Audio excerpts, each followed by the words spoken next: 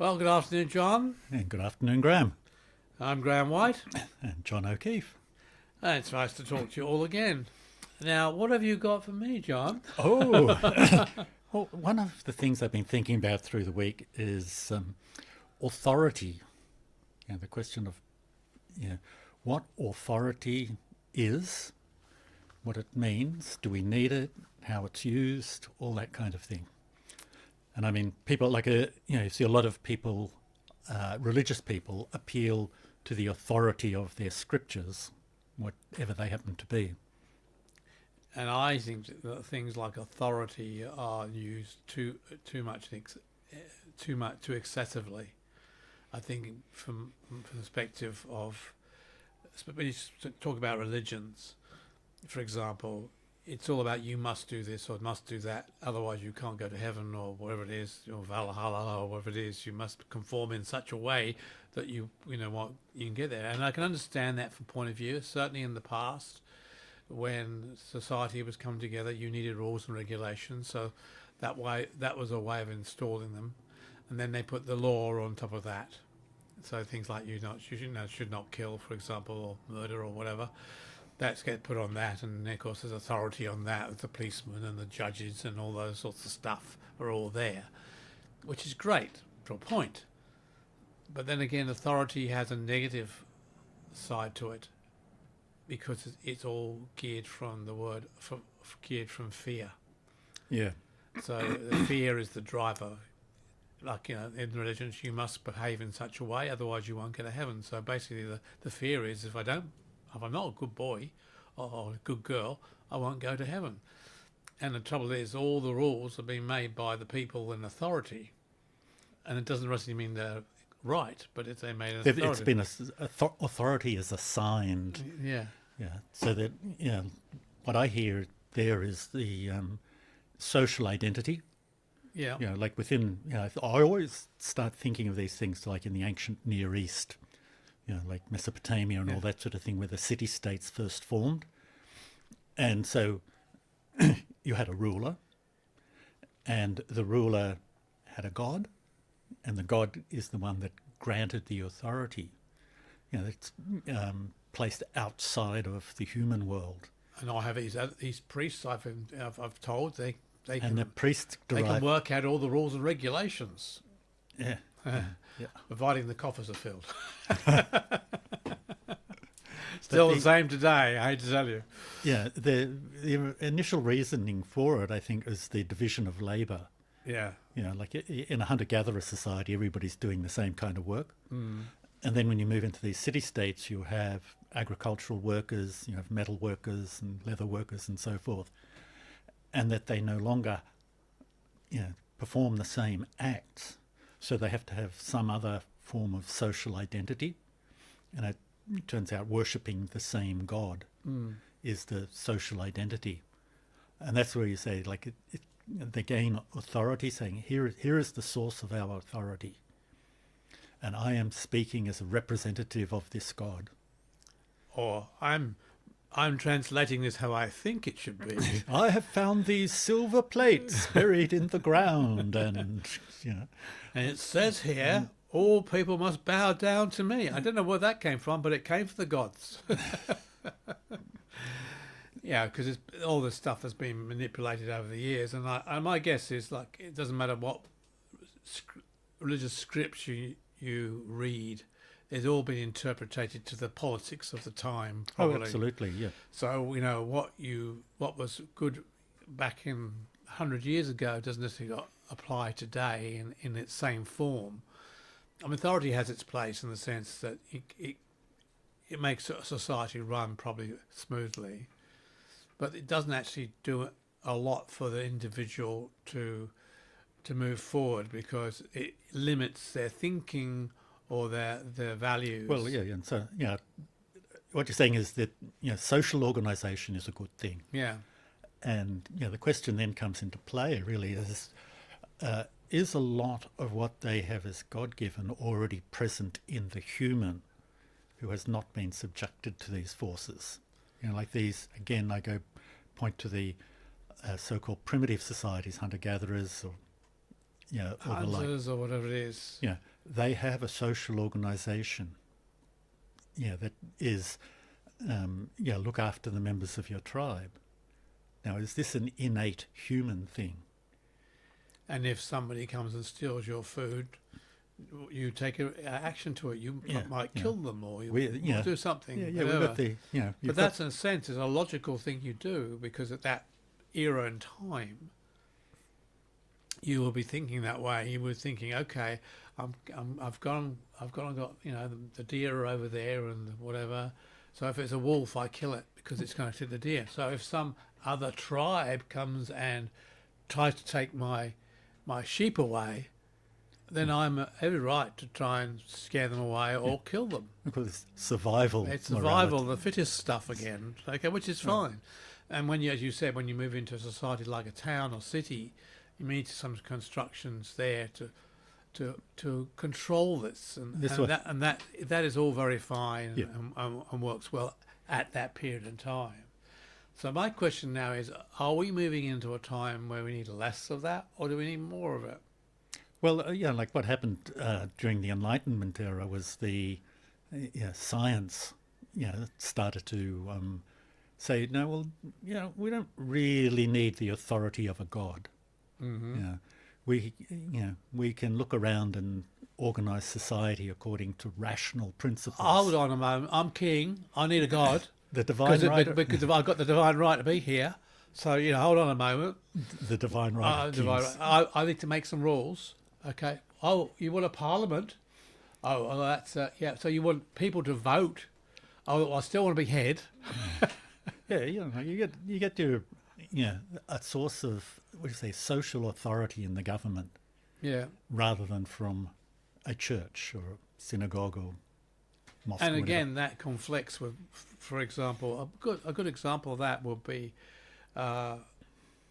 assisted dying, which is a big subject around the world today, and we've got it in this state, but there's other places that don't have it. In Britain, of course, there's been a big debate at the moment on it, and that's that comes up to religious philosophy, or what should who is responsible for that person's death? Are they allowed to take their own life? Oh, well, they're not, because that's suicide. Oh, well, that's a religious belief. But hold on a moment, this person's in absolute agony, is being filled with morphine to try and to keep them alive for what?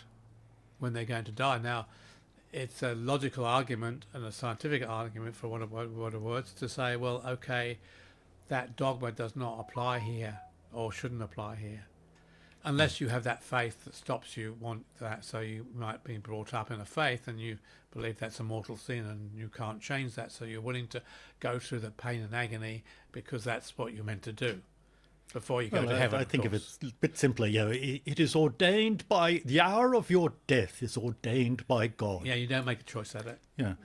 And but within the context of a secular society, it is to make the laws, the laws of human laws, so that it can be applied with mercy. And by that, what I mean is that an authoritarian society, now we have this word authority again, an authoritarian society cannot just use it to get rid of their enemies. And that's what they're trying to protect. This is why the protections have to be in place. So the bottom line, of course, would you let your dog suffer like this? No, you wouldn't. You put it out of its misery. So the same applies to a human being. Should you let the human have the choice? Should have the choice. But of course, it has to be their choice. But the argument is do they really have the choice? Have they been influenced by somebody else who wants the inheritance, for example? Yeah. And these are all the questions they political bring up. or whatever. So these are things that come up. That's again, it's because people are dishonest. That's what it comes down to. And where does the authority lie, and how is it motivated? Yeah. But then authority can have a really negative effect on somebody. I can give you some example, which I've actually just written about in one of my books, where when I was about 12, I was sent to boarding school. Yeah. And one of the things, they had very strict rules in the boarding school. You've heard about English public schools, which are really private schools, but this school was run on the public school lines. So authority basically ran down. The headmaster, Head- deputy head, prefects, prefects. and Teachers, prefects. teachers are prefects, and then you had the classes above you. So if you were in Form 1 or whatever, You're the bottom of the heap. you're the bottom of the heap. So basically, you had to do what you were told by anybody who was above you, which was a joke and a half. But one of the things that we had at school was you weren't allowed to walk on the grass in the quadrangle. Which sounds very simple and understandable. Well, you don't want it to wear out. You want it to look nice cut and the green. corners off. Yeah, whatever. But it got to the point, for example, if a prefect saw you with a toe on the grass, or just your tip of your shoe or the heel, you were in trouble. Mm.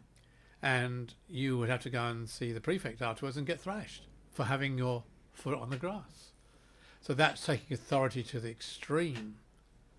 Yeah. So this is what happens, is sometimes authority goes to the extreme. So what did that do for me? That made me, what's the word, I'm not, frightened is the right word? Or I always had a problem with authority in the back of my head. That fear was always in there. Yeah. Yeah. Because authority really runs on fear. When you look at it, truthfully, if you do this, you're in trouble. Whatever it may be, If you go look to at prison. authoritarian societies, Yeah. like in the So summary it's executions, all- imprisonment. Yes, yeah, so we've moved on a lot, but not everywhere in the world's moved on, but we've moved on a lot on that. But we aren't perfect anyway, to any form or whatever. But I'm just using that as an example that sort of thing can stay with you all the time. Another friend of mine back in the day, his name was John Smith, and it was after the Second World. Yeah, I remember. Huh? Yeah, you spoke of him before. Yeah, after the Second World War, and he was on the bomb site, and the cop came along, and he said, "Well, you're not allowed on here. What's your name?" He said, "John Smith," and he clipped the boy around the head for saying John Smith, because he thought it was lying. So all this sort of stuff has an effect on you and who you are and what you are. So authority has its uses, but it also has a very big downside, in my opinion. So the thing that popped into my mind there was challenging authority. Yeah. How to you will not accept discipline, boy. There's a problem with you. Yes. But the things that we take for granted because they are told to us by others. I'm thinking with this one is informal logic. Appeal to authority is a fallacy. When you're presenting an argument, it has to have, evidential base and then inductive reasoning to come to a point. So in the situation, that I think, authority is like, well, why do we do the things that we do in this society? Well, we've always done it. It seems to be, take its authority simply from, custom. Yeah, but also then authority is used to control. Oh, absolutely. And this is the other side of the equation. You see it in places, in Eastern countries where the religious cult controls the crowd, who don't want them there anymore. I won't name the country; it's too obvious. But all that sort of stuff. And in America, of course, you've got no kings going out there on demonstrations, and because they don't like the authorization of the government that's running there at the moment. So this is where I was going, is like, what can I do about, first off, to see where I have assigned authority and how to take it back. Now, I was talking to a bloke a couple of months ago now. He was from one of those countries, I forget which one, possibly Iraq. Yeah. But he was brought up, Islam and reading the Quran and that. And he said the thing that made him start to question was learning English. Because to speak in a different language, you have to think in a different way. Yeah. And that's what started him going, oh, wait a minute. It is like I think it was Bernard Shaw, we are both beneficiaries and victims of our native language. Because it has a lot of cultural implications embedded in the language. and the grammar and all that sort of thing. But how do I see the authority that I am behaving in accordance of that does not work to my benefit? That's that's where you come in with the no kings in America. They're going, wait a minute, you're the president, but you're a complete fool.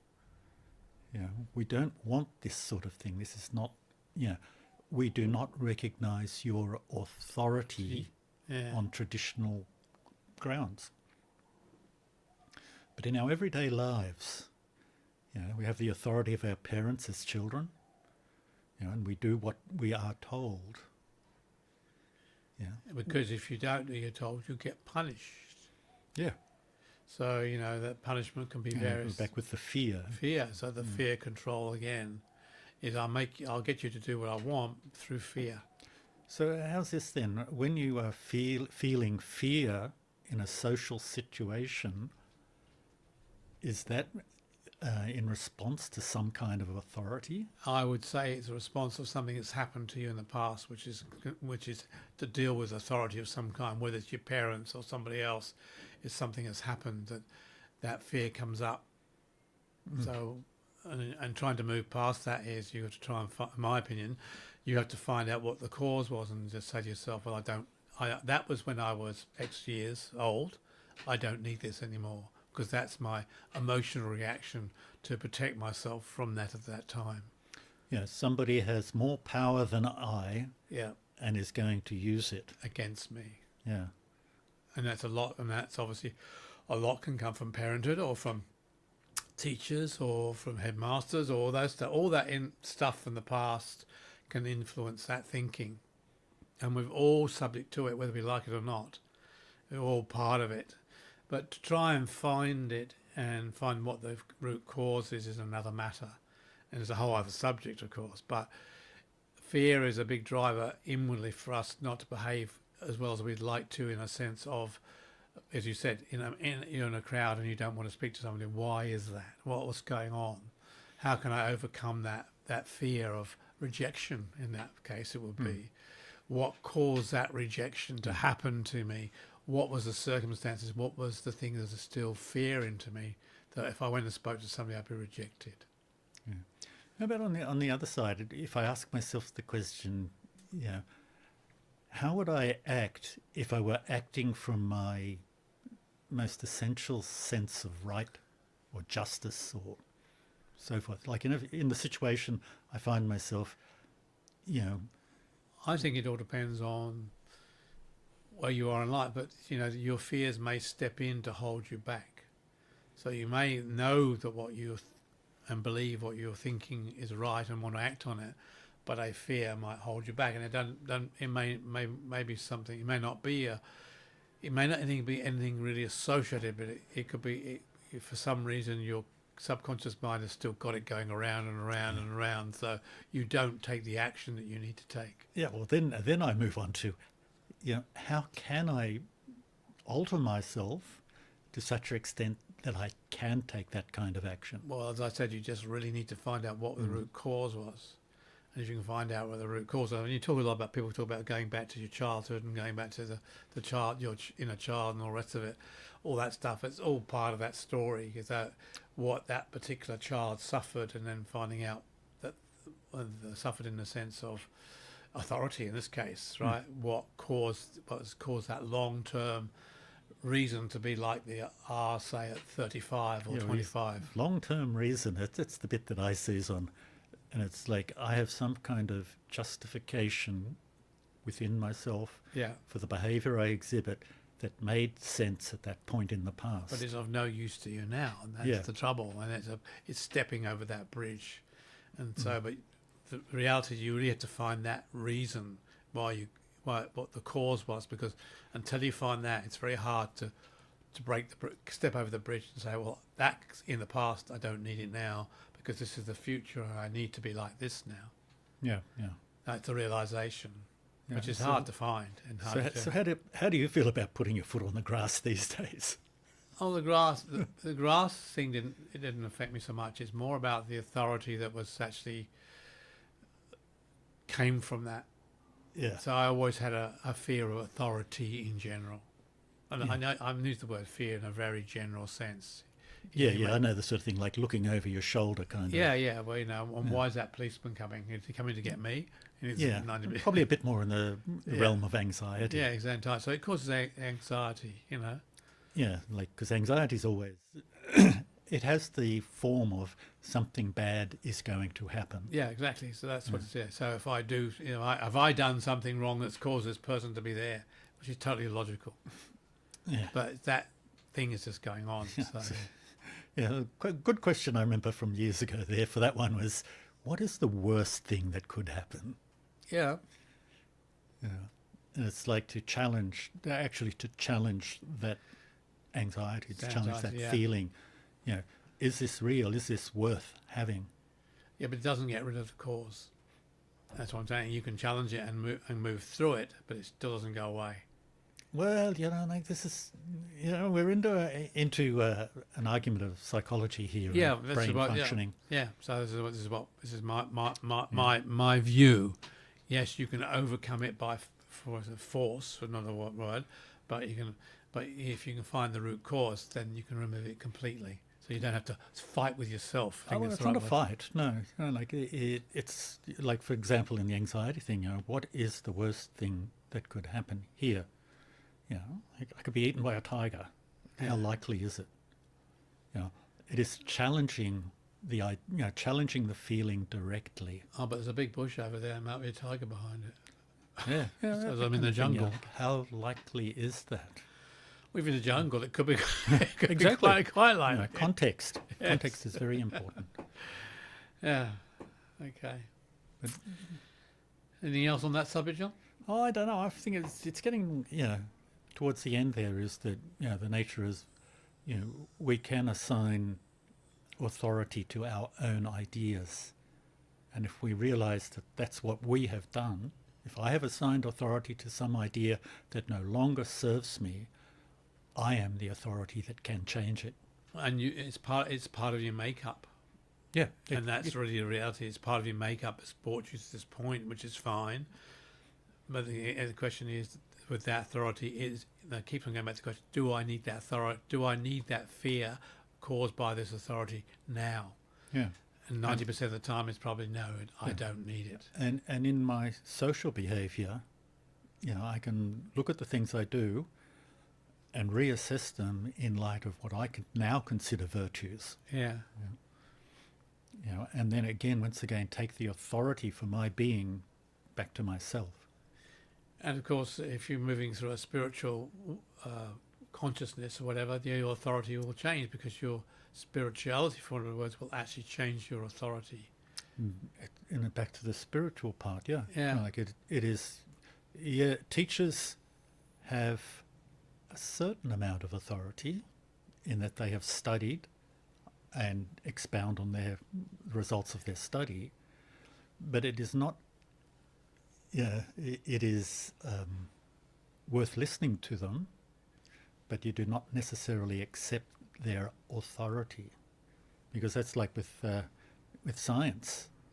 What they provide is the best explanation currently, based on research and evidence. Well, it goes back to what I keep on talking about. Spirituality is about experience rather than belief. Yeah, So it goes back to, so you have an experience that can alter that belief or that fear, in this case, yeah, then that is of real benefit. yeah. So it's look to yourself. Yeah, I think that would be a fine place to finish. I think so too. So it's goodbye from me. And goodbye from me. Speak to you soon. Bye-bye.